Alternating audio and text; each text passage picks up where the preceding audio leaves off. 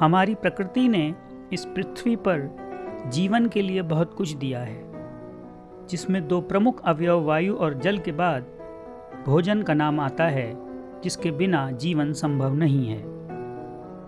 भोजन के लिए प्रकृति के पास अकूट भंडार है और सभी जीव जंतु प्रकृति के अनुसार इस भंडार में से अपनी पसंद का भोजन करते रहते हैं।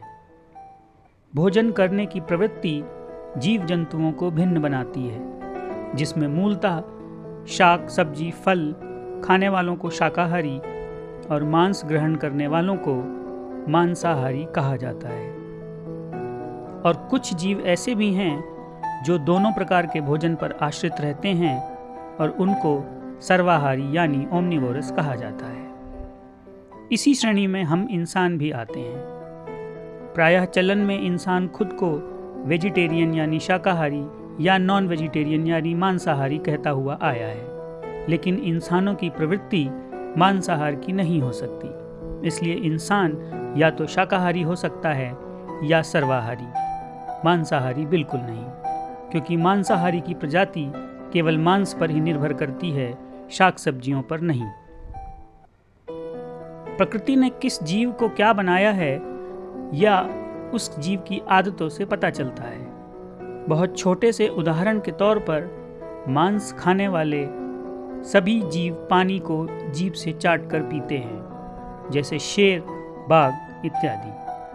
और मांस ना खाने वाले सभी जीव मुंह लगाकर या कहें मुंह से खींचकर पानी पीते हैं, जैसे हिरन, गाय।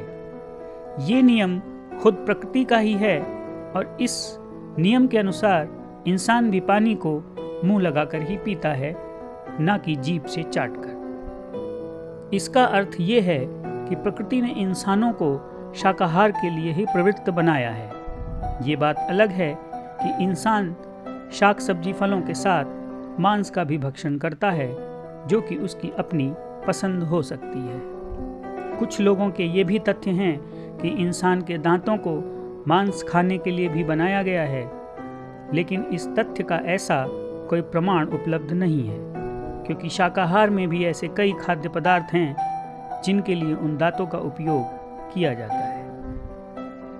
इसके उलट विज्ञान के शोधों की बात करें तो विज्ञान में ये बताया गया है कि इंसान ने सबसे पहले जानवरों का शिकार करके भोजन करना शुरू किया। पहले इंसान कच्चा मांस खाता था और आग की खोज होने के बाद उसे पकाकर खाने लगा। लेकिन ये बात विचारणीय है कि जब इंसान ने जानवरों का शिकार करके कच्चा मांस खाने की शुरुआत की, तो क्या जंगलों में रहने वाले उस वक्त के इंसानों को शाक सब्जी या फल वनस्पतियों को खाने का विचार नहीं आया? और इसके विरोधाभास किसी भी धर्म में इस तरह का कोई विवरण नहीं मिलता। ऐसा हो सकता है कि ये सिद्धांत विज्ञान की शोध पर आधारित कल्पनाओं में से एक हो। एक तथ्य और सामने आता है कि अगर जानवरों को मार के नहीं खा सकते तो पेड़ पौधों में भी जान होती है, उनको काट कर खाना कहाँ तक उचित है। लेकिन पेड़ पौधों में हृदय नहीं होता, वो काटते वक्त चीखते चिल्लाते नहीं, छटपटाते नहीं। उनके पास नर्वस सिस्टम या दिमाग नहीं होता जो उनके दर्द की अनुभूति करवा सके। प्रकृति ने वनस्पतियों, शाक सब्जियों को भोजन करने के लिए ही बनाया है। जानवरों में ऐसा देखा जाता है कि शेर या बाघ जैसे मांसाहारी जानवरों को मारकर खाते हैं, और प्रकृति के हिसाब से ये उचित है, क्योंकि वो ना तो शोध कर सकते हैं, ना अपनी आदत बदलने का हुनर रखते हैं।